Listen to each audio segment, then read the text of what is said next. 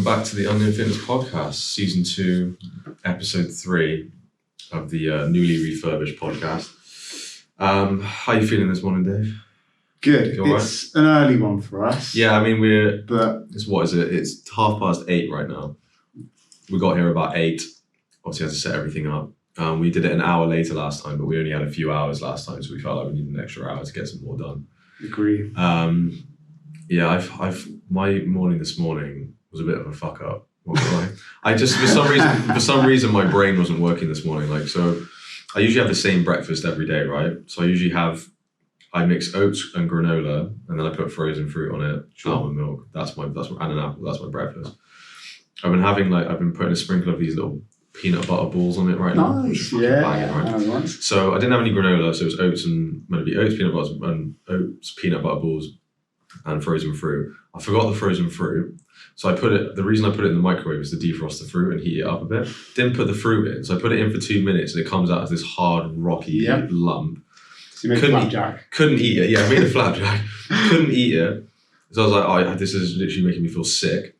So I was like, okay, right, bin that off. And I was like, I didn't have much time. Went to Tesco and then just got myself a meal deal. Because I was like, well, what the fuck else am I going to do in a short space of time? The staple of any breakfast, Yeah, a meal deal breakfast is what I've had today. And I went for, because they do the £5 ones now. Yeah. They upgraded to the £5 ones, right? So I went with this beef and peppercorn sandwich thing, and it was shit. Of course. So everything I've eaten this morning up until now, apart from the strepsil I've got in my mouth right now, is actually the best thing I've had today. The tastiest thing very refreshing as a cough sweet. But yeah, I've had it. It's just been a bit of a disaster. So I'm still a little bit hungry. I feel like I haven't had enough energy to get it. I've got the little chicken satay things from my meal deal still to eat. But I always think with meal deals it's such a uniquely British part of our culture. I always find. I think you can really. We were talking about this in work the other day. Actually, I think how well you know someone is if you had to pick a meal deal for someone else to have, I think that's a good indication of how well you know that person. If what would they choose get it right. Yeah, if you could choose a meal deal for someone else. Agree. And I think it's a little bit of a game, because I think the fun part is a lot of the time is you try and get the most expensive items. So I got one of these things today, right? Yeah. Because they're always almost the value of a meal. Yeah, 100%, because they're not cheap. And I mean, most people are put off because it's blue, right? It looks a bit weird, but they're so good. If you haven't had one of these, I definitely get one of these. They're so good. It's got guava, lime, apple, coconut water, and blue something, or rather the word I can't pronounce. Are we preempting a sponsorship deal here? Yeah, right. Yeah, to be fair, if Innocent Smoothie wants to be the sponsor of the show, it's not quite. It's just it's not like a smoothie or anything. But if they want to be the sponsor of this and they want to give us free, I will promote the shit out of it because they are great. I can only agree with that. What's your usual meal deal of choice? If you had to go, if I really had it right. So first of all, my meal deal of choice, I wouldn't buy one.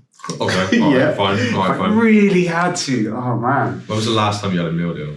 Quite a few years, I would say. Okay, okay, damn, all right. Yeah. See, I'm normally a little bit more prepared than you. I try to be prepared. If I'd had a normal breakfast and it had gone successfully, I wouldn't have had to. Yeah, I'm probably quite simple. I'd probably grab a cheese sandwich. It's a safe bet from anywhere. All right. Yeah, definitely an innocent. Yeah, I think when I was 21, there was a few days where I'd literally have breakfast, lunch, and dinner. They used to do Tesco's or Sainsbury's, one of their meal deals. I used to get there was a chicken wrap they used to do all the time, salsa chicken wrap thing. I had that all the time if I was getting one. They don't do that one anymore. Yeah. So I think now I go simple and safe. Simple and safe. I usually chicken, bacon, and lettuce, just straight up. I try and get the most protein dense shit, because they do little egg pots as well. Yes, those are banging. They fucking reek when you open them. It's literally an egg. It's been vacuum sealed inside a packet, so all that smell, it's just festering in there until someone opens it. In someone's face. And then it's I feel bad eating it around people, because I'm sorry, but that's back of the bus food. Yeah, fucking hell, yeah. A hot back of the bus in the middle of summer. Nice. Someone cracks an egg pot and it's game over. Beautiful. But yeah, a little bit of meal deal chat to start off the day. Fantastic. In all fairness, my breakfast was a lot simpler and a lot more standard. Okay. Coffee. Whilst I'm drinking my coffee, porridge is in the microwave every morning. Yeah, that's what I mean. That's what I mean. Porridge is. I think that's the one thing of diet-wise for me that's changed the least over the years is the breakfast. Yeah. never changes. It's convenience for me. Yeah, 100%. Like bish bash bosh done. Yeah, I've experimented over the years. Omelets, scrambled eggs. It's too much effort. Even making toast is an effort. Yeah, I know that I can. So we've got a Nespresso machine. Again, if Nespresso want to sponsor us, please. Fine. Yeah. They need to flex. Middle class white England. Yeah. And so whilst I'm drinking that, I've got my porridge going in the microwave. Okay. 2 minutes. That's it. Yeah, ready to go. And then it's all gone within like 4 or 5 minutes. I can crack on with my day. I should be bothered with breakfast, but I can't, and that works for me. Well, the whole breakfast is the most important meal of the day thing is complete shit. I mean, it's just a complete made up term anyway. I can actually quite easily get away with not having breakfast. It's more a habit. Can't do that. Yeah, it's more habitual. I don't like not having breakfast, and do you know what? I can't remember the last time I didn't have breakfast, but I could easily function without it. Yeah. But yeah, I just come down, do it. It's all done within 5 minutes. Yeah. Cooked and eaten, and get on with my day. I think like because when you wake up, you're technically in a fasted state because you've been sleeping.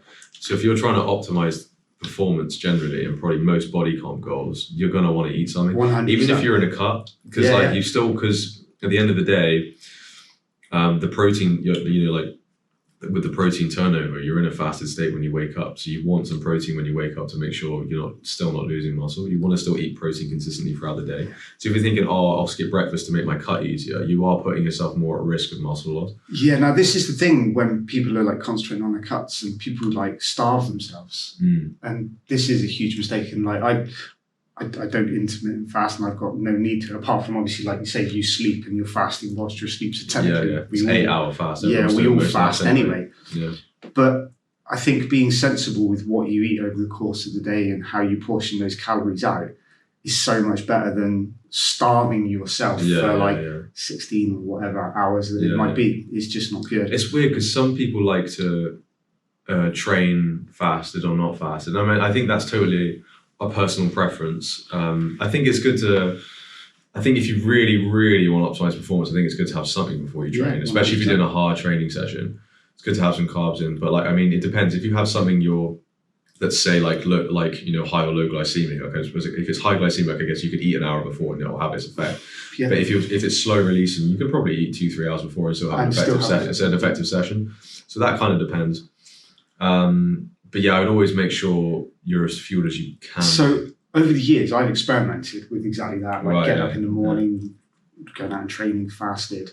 And there was 2 things really quickly came to mind. One of them is that I don't perform as well. No. Simple as that. Yeah. If I'm going out, it's fine if I'm just doing a long, slow, easy run. But let's say I had to get up that morning and do intervals or something like that. It's not going to function as well as it would if I had got even a minimum amount of carbohydrate in me beforehand. And secondly, I don't race fasted. No. So why would I train differently? Yeah, right. Yeah, I'm a massive believer of kind of training to the test. Right, yeah. So it's like when I was fighting, if I was going to be fighting late on a Sunday night, then I'd make sure I had a hard sparring session late on a Sunday night. So I kind of acclimatise myself to it.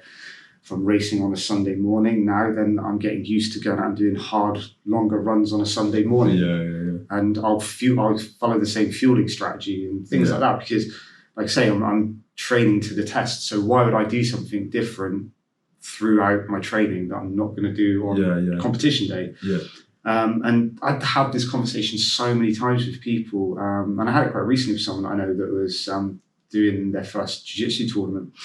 And they were like, what do I eat fight week? Like, what do I eat on the day of the fight? It's like, what do you eat normally? Yeah. That's what you eat. It's if it gets you through training and it gets you through sparring, why change it on the day? Why do anything different? It's the same thing about runners not wearing a brand new pair of shoes in a race. Right. Yeah, wear what you've been training in. Yeah, right. And if your shoes are knackered, then get new shoes at the start of the training block. Before you do that. Yeah, that makes a lot of sense. Simple things. Don't even wear kits that you wouldn't wear on the training day. Make sure everything works. Wear the same socks. Yeah, all of these pants. things. Yeah. Chafage is not fun. Wear your pants in before you take them running. Exactly. That's the question. Yeah.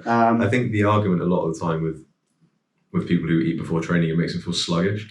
Yeah. And I think one, you're either eating too much or because so much of your body is then devoted to digestion, or it's like the glycemic index of what you're actually eating is maybe like either you're spiking and crashing, or like you're probably just eating too much. It's more likely that they're throwing too much in. Just showing way too much and they're doing it too close. Yeah. If you throw in too much food 5 minutes before you go out the door, you or it's really high in fat maybe, and not high in carbs. So you're just trying to digest a shitload of fats, not carbs, which is actually going to help you for your workout. 100%. Yeah. And you do any of those things, you're going to feel crappy. But like if I got up, come down, had a bit of food, a reasonable sized meal, then got up, got myself dressed and ready to go out the door. I mean, 40 minutes is going to have passed by then. I'm going to be feeling a lot better. That food is now in the process of being digested, and it's not just. I feel like I'm going to pass out if I don't eat before training. Like literally, if I'm lifting, like if I'm going heavy as well, I'm packing weight on the trap bar or whatever. Like if I try and lift, like I will actually like genuinely be like, in a daze if I can feel that like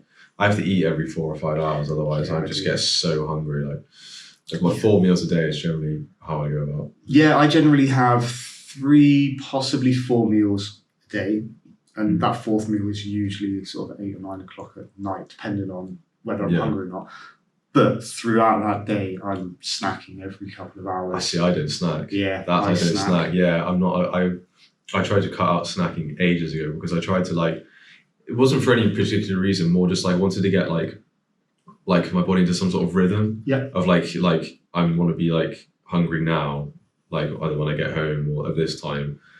I felt like snacking was waving that the consistency of and making my body not getting I liked the idea of just my body being in a rhythm of this is when we eat. Of mealtime, yeah. Meal times. I mean, it's screwed for me now because there's some days where I get up at 5 a.m, so I eat at 5, and then my next meal 4 hours before is 9, 10 o'clock. Yeah. But if I'm getting up at 8, then I eat at 8, and then it's suddenly 12. So it's every day is completely different for me now. So it's just it's a bit fucked. But yeah.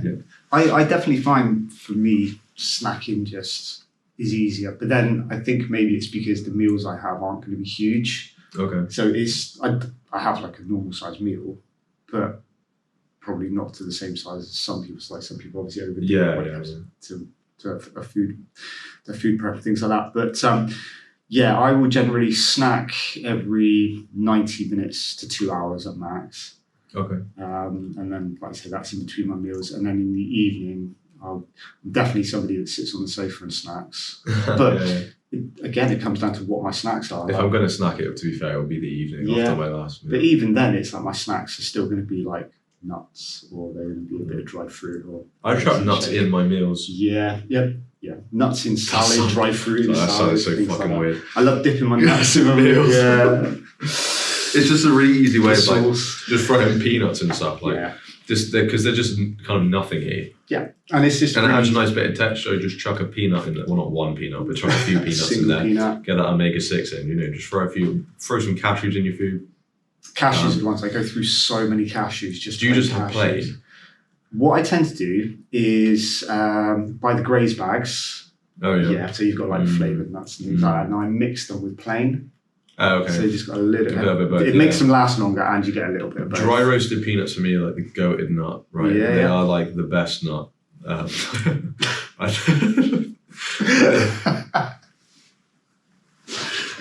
This is fucking outrageous. This is not what I saw this morning. This is nuts. To me, I've also been buying sweet chili peanuts.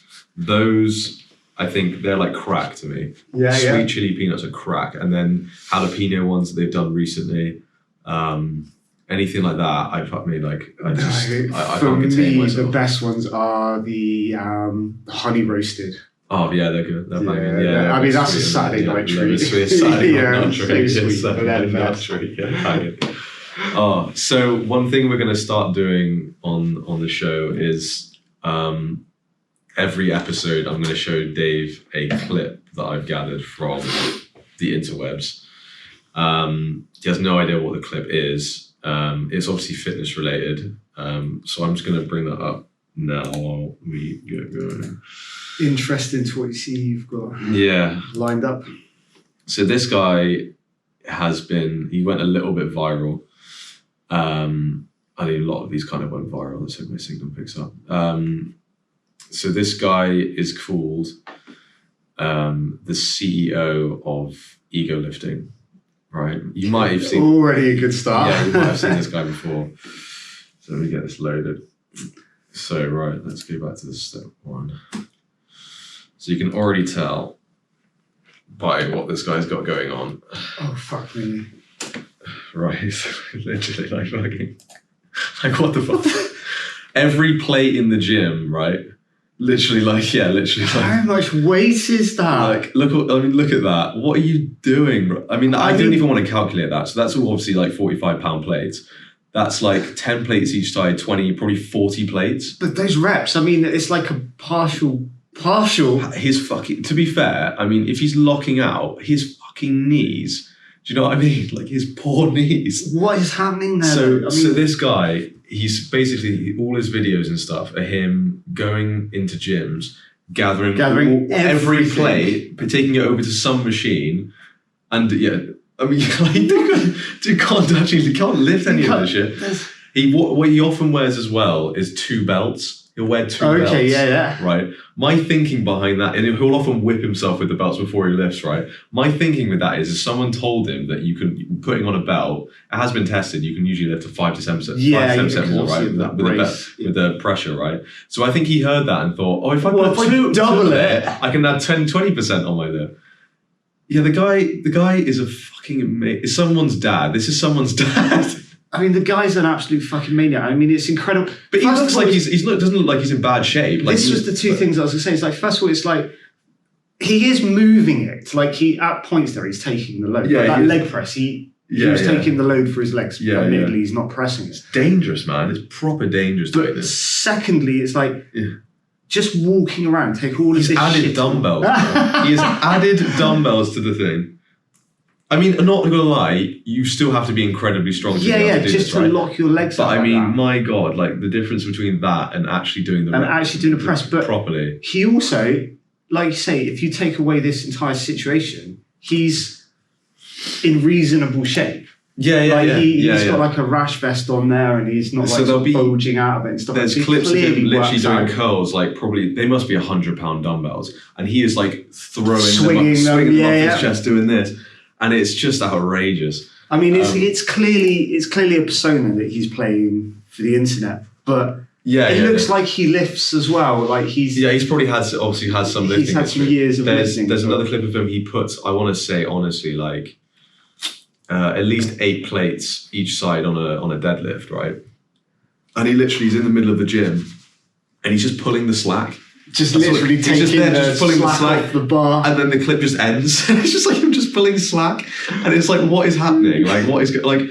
Thing is, like you're another guy in the gym, right? And you're just there to do your workout, and you're just sat there where have all the plates gone? Yeah, I would be fucking living, right? Raging. Living. You look over and there's a guy just fucking like pulling the slack out of a bar with all the 45-pound plates. Yeah, like fucking hell, like that has got to be nearly, especially on the leg press, that's got to be nearly every plate in the gym. Yeah, I mean that looks like a large gym, but I would say that's got to be every 45-pound plates. No one's really generally using more than 1 or 2 plates. This is something that pisses me off to no end in our gym. It's we've only got 1 set of bumper plates. Yeah, right. Yeah, and it's like the amount of times that like people are using them. Like it's fine that they can use them if they pay to go to the gym, not a problem. But we do have a shit ton of other plates that they could use in their place. Bumper plates are for deadlifting. That's basically all they need. And 100%. I think I'm going to be biased towards myself because I Olympic lift, and Olympic lifting with the bumper plates is going to be safer than lifting with the other plates. Changing the range of motion with the 5 kilo plates is that big or that big, right? So absolutely, it needs to be that big. But the amount of times when people are just using those weights for I mean, I've seen people fucking curling the bumper plates, and like you got no idea. Cool though, man. It looks cool. Like feeling like you got. Not gonna lie, if the gym's empty, I'm gonna military press with the bumper plates. Fair play. Not gonna lie, because if it's empty and there's no one in there, and I'm like, well, might as well just lift it, because it just looks shit when you're like pressing with like just these tiny weights. It's like you just feel like, oh, this is. You have a 5 kilo plate that's like 1.5 foot or 1.7 inches. Hip thrusting, you need bumper plates. Agreed. Because like for the fact that you're rolling it onto yourself, otherwise you have to lift it over. If you're doing if you're trying to stack like any more than 50 kilos by lifting that onto your you have to be able to wheel it on and then lift it up. So I think anything off the floor, basically you need the bumper plates for. Well, basically, essentially anything where you've kind of got to get under that bar there. Yeah, pretty much. Like you say, you need it off the floor slightly. Yeah. So I think like deadlifts, raises. I think any form of Olympic stuff. It's got to be used for that. But there's just. People just don't think. That's all it is, just a tiny bit of thought in the gym, which, again, probably goes on to another conversation that we've had this week about putting the fucking weights away. We were in the weights area the other day, and I just there's just two 15-kilo dumbbells on the floor. And I was just, it is constant in these places, in working in a gym. It's just people just not putting their shit back or just putting plates back in the wrong place. And the problem is when you have a plate stack, if one person fucks it up, it fucks up everybody. It messes it because no one then wants to then swap someone else's mistake up. So they just reinforce the mistake, which is fair enough. It's the one person that sets off the chain reaction. So I don't expect other people to clear up the gym for me. That's fair enough. But I expect people to put shit back to their own shit. It's so easy. The ones that confuse me is where people have made it like extra hard. So a few weeks ago, there's a lady in the gym and she asked me if I could move a 20k plate off of the stand because it had been put over the 2.5s. And I was like, somebody's made that really... The 2.5s were already in the wrong place, but somebody's actually had to... Are they down the bottom bit then? No, if this was up high, it was just really, really badly balanced over the top. So somebody's actually made it difficult by lifting the 20 up and putting it over. Yeah. And then obviously people start to stack some smaller weight. But it's just kind of like, it's fine, I'll just move that, put it where it goes, down at foot level. Yeah. And then she could obviously get her 2.5 or a 5 or whatever. I put stickers on it, that lasted a week. Yeah. It's redundant now, I might as well take them off. The worst place for it actually is over on the back of the bench rack. Those weights are fucking disaster. Yeah. I was benching yesterday and I was looking for the 1.25s and it's like they were hidden behind the 2.5, which was hidden behind a 5, which was hidden behind a 10. It's like we're literally backward stacking. Backward stacking, trust me. It's weird because like the guy who left, the guy or girl, who left those 15-kilo dumbbells there by the cable stack, they would have had to walk past the dumbbell rack to leave. Yeah, it's the only way in and out of that area. So it's like, just fucking put them back. Like, I honestly, it blows my mind that someone could just think, I'll just leave those there. Yeah. That makes no sense. A few weeks ago, I wanted to bench and there were like 220s on the bench. Sunday morning ranting. It's like, Sunday morning. Tell us early. Get my work stresses out. Yeah. I was like, it's kind of like, is anyone using that? Yeah. And then like literally everyone's just like, no. Like, and it's like, well, should we wait a moment or should we just crack on? And I just like jumped on and started using it. But it's like, I then wonder how many people walked on and gone, I can't bench, someone's there. Yeah. Because they've just left. I don't know. A lot of the time I get that. I walk past and be like, I don't know if I should put, it's often people will leave, like one plate on each side on the bench or whatever, or one or two plates on the Smith. And it's that being said, the other day I had the opposite happen to me where I was doing bent over rows. Right. And I had an Olympic bar, bent over rows. Had 20s plus whatever on each side, and I dropped the bar and I literally took a step back, and I think this person just wasn't really paying attention, and they came over and then started like peeling my weights off. I was like, I'm in the middle of using this, and he was just like, and wandered back again. I think he was just oblivious to what was going on more than anything else. I've never had that. But that's the first time I've ever, in all the time that I've ever trained.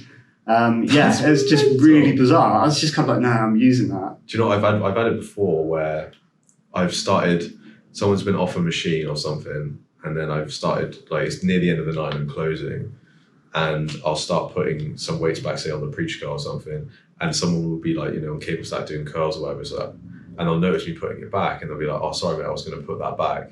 So fuck you. No, you'll just feel bad now because I'm doing it for you. Like I've had that quite a lot. Like people will see me doing it, and then feel bad for putting up. But I thought you might enjoy that guy a little bit. It's insane. There's a lot of people like that though. He's not the only one. I think that guy just gets a bit of. All his videos are literally him like getting out of his car, walking into the gym, getting his 15 million knee wraps on, whipping himself with his belt. He uses a stand to get the belt as tight, two belts as tight as he can. Such ratchet. Gets every 45-pound plate in the gym, does partial reps and then fucking dips. The thing is though, right, like, I totally understand that's a persona for him and he's doing it for views and things like that. Like I say, clearly, if you look at the guy, he's worked out before. But it does go on to a bigger problem of like people in the gym doing like overloading and doing really poor reps. Getting like, so I'm really big, and we've obviously discussed this on going to the gym and getting the most out of my time, the biggest bang for my buck.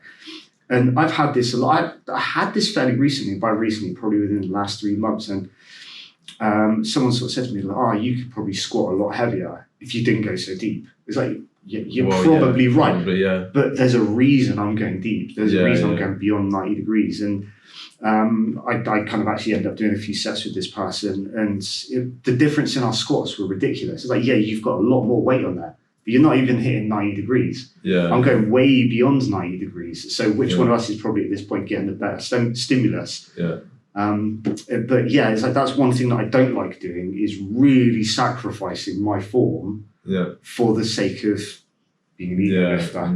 It's like I could definitely lift heavy. This is the problem. It's like you need to standardize before you start anything what a repetition looks like.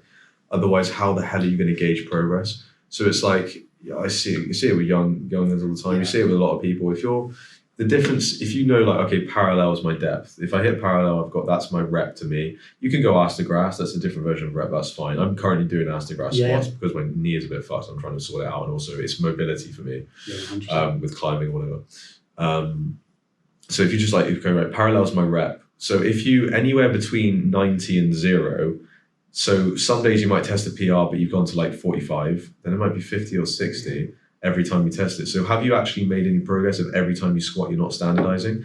So you need to standardize, okay, this is what a repetition looks like. This is when people say to me, like, I can squat this and I can squat that. This is why in the powerlifting meets, they have a standard. Like, you have to do this. You're like, it has to break, you have to get to at least parallel. Obviously the bench rules changed slightly recently when people started doing all the crazy arching bullshit. So I think it's now like the elbow has to be 90 or something like that. Yeah, it's got to go beyond. I think it's like 90 or something like that or whatever. Or deadlift's an easy one because you pick it up and you lock out. That's quite an easy one to standardize. So it's that's why they have standardization. Otherwise, how do you gauge progress? When people say to me they can do so and so pull-ups, I'm like, that's the one I'm always like, can you go from lockout to chin over bar though? Is that what that means? Or are we doing like just this? Or whatever. That looks like a dance move, to be fair. Because like, okay, one rep I've done this, another rep I've done this, another rep I've done this. So how many reps have you actually done? Probably 0. So it's like, you need to standardize what a repetition is. The pull-up one's a really big one actually, because for me, like, so I do different variations of pull-ups, different grips, different depth, different speeds and things like that. But if I was truly trying to test my pull-up, I'm going from a dead hang to chin over bar. Yeah, and it's a full range of movement. And I'd probably look to be probably going wide as well with my palms away and like having a real, probably one of the hardest variations at least of a pull-up. I certainly wouldn't be kipping. And actually that kind of gets me on something this week, talking about like standardization and things, is CrossFit Games, the CrossFit Open is going on at the moment. Oh, is it? And it's like the first workout is this week, 24.1, and it was 21:15.9 ultimate dumbbell snatches, and then burpees over the dumbbell. Right. And I was just watching it, and it's like, fuck me, those are not burpees. Oh, okay. It's and again, like this. So I do like CrossFit, and I love some of their workouts, and I tend to end most of my workouts on a very kind of CrossFit-y style. Isn't that what they have all like there's someone with every athlete? They have someone judging them and things like that. But I was just like watching these burpees, and it's like everyone was absolutely sacrificing form over speed to the point where I'm just kind of like, this is no longer a burpee. It's essentially a sprawl. Right. And it's like the jump off the ground is literally like a centimetre. It's like their feet are leaving the ground, and that counts as a jump. Nobody's kind of like standing up, like hips straight. So that's a hard one to standardize, isn't it? Yeah, it's really difficult. I did a Spartan race a few years back at Twickenham, and one of the stations there was a burpee. And what they did to standardise it was put a box jump on it. Yeah, right. Yeah, and I thought it was actually quite a good thing because everybody had to clear the same height. Yeah, right. And it wasn't like a high box, it was like a 12-inch box. Yeah. Like, they're not asking people to do like 24s and things. But yeah, and I kind of figured that standardised the height. And because you've actually got to put some height on your jump, then you actually do have to stand up. Oh, and it was also hands above head. So it's like a full stand-up jump, and it, like they standardised that movement. That sounds vile. It was, yeah. It was ridiculous as well. It was like 50. Oh, right, okay. It was like the station for that one was like 50, but of course a lot of people were getting no reps and ended up doing a shitload more. Yeah, right. As they were getting fatigued, they were missing the box and smashing their shins and whatever. But yeah, so it's really difficult. But yeah, definitely, it's a great example of something. It's the same with like the CrossFit. I know we kind of like laugh at kipping pull-ups and things, but that's the movement they've come up with. Yeah. But again, you look at the variations of those pull-ups and the angles that people are using, it's like, I don't know, could you slow down speed to have a more standardized movement? Possibly. Would it be so fun from a spectator point of view though, watching someone just do some slow controlled pull-ups? I think this is the trade-off with like things like CrossFit is you've got the spectator side of it where they want to see people sprinting through these movements and doing them as fast as possible. But then you've kind of got the purist side of it where it's like, well, I want to see the movement. Yeah, I mean, the thing is that they have like running sections though, and that's just watching someone run for a bit. That's not a business until at the end bit, or like just doing lunges or whatever, or climbing a rope. I don't know. Like I just think, I don't know. I think the argument from one of the I don't know, some lead guy, it's something to do with efficiency or something to do with power of it. He had some physics argument for it or whatever, for it being better. Or something like that. But yeah, I think, I mean, in a nutshell, I think you need to be able to standardize a repetition to gauge progress. That's the main thing. Otherwise, you have no idea if you're actually progressing or not. And if you deviate from what your standardized rep is towards the end of a set, then that's even worse. It's always better. I tell this to clients all the time, and in the early days, I'd always try and get them to understand what a rep is, and then understand the movement, and then we have an idea if you're actually making progress or not. And I always say to them, it's like, look, I'd rather you did less reps, but you did them better. Quality. So quality over quantity is what I always reiterate. So I'd rather you did 3 less reps, but they were a bit, but they were really, really tough, but the technique was marvelous, than you just try and grind them out and they just look like shit. Like if I'm doing push-ups with someone on the adjustable bar with like someone who's a little bit older, oftentimes when it gets hard, they'll go here, they'll like push the hips out and then push up, like almost like they're doing a pike push-up. Yeah.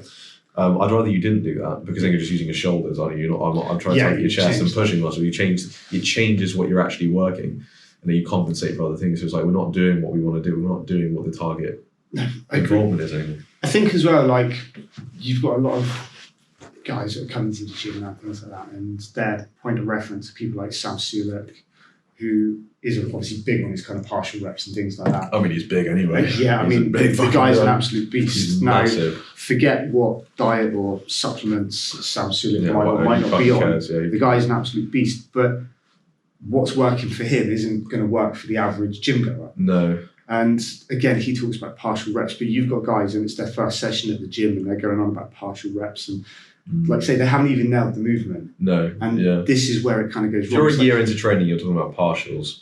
Yeah. Stop. Like just stop. Just go in. Nail the core. Just nail the movement. And a lot of the time I do feel like, at least for me, range of motion is king. Yeah. Range of motion is king. Like you want to take most exercises, if not all of them, through as much range of motion as you possibly can. I feel like it's the same. That's bang for your buck for me. Yeah, absolutely. That to me is bang for your buck. And I feel like with a lot of things, it's like you kind of have to earn your shortcuts a little bit. In the sense that you've spent time building that foundation. You understand the exercise and you understand your body enough to know this gives me better stimulus than this. But instantly going in there on day one and just making that decision that I'm going to do the partial rep or I'm going to do it like this, it's like you just aren't going to get anywhere. Yeah. And exactly like you said, it's like range of motion, quality reps, understanding. For the sake of health too, and just and developing mobility and actually having strength through range. Yeah. I mean, any exercise is hard in a specific point. hardest in a specific point, and generally because of the way the law of specificity, you know, generally you'll get stronger in the area that the exercise is hardest, if that makes sense. Like you'll get, if you're doing a lateral raise and you're here, you're going to get strong in this area, not down here, because that's where the exercise is hardest, right? Which is the idea. You know, so even taking it from full range, you could argue that, like, I know I've seen people, which is fine, it's perfectly fine, like doing just the top half of a lateral raise. That's fine, that's completely fine. I think there's more right answers than there are wrong answers a lot of the time, but that was a good catch. I still think, range of motion is king. I think I would still, for at least, a good year or two, or even longer than that, just take everything from full range before you even worry about. I think it's standard lift in the gym. Probably should just do everything. Yeah. It's like to the best of the motion, and like say go through the full range. Yeah. The average gym goer isn't a competing bodybuilder. No. So they don't need to. I don't know. Let's say you're using partials just to get that last tiny little peak on your bicep, like. That doesn't affect us. It has we're not making money from bodybuilding. We're clearly not bodybuilders. Your average gym goer isn't. Like your average gym goer isn't that person. So what they should really be focused on is, like you say, just going in there and developing themselves in the best way that they can. Yeah. Focusing on getting themselves strong if that's their goal. If it's to look a certain way, if that's their goal, then that's absolutely fine. But I think just emulating what someone else is doing because they're doing it, be it for a competition or just because that's what gets the best kind of stimulus for their body. That isn't what is always going to work for you. So I think just foundation all the way. Foundation, right. So that's your lesson takeaway for the day. Standardize your reps. All right, standardize your reps to gauge progress. And we'll end it on that for today. Feels good for to this me. episode. Cool. Right, I'll see you in the next one.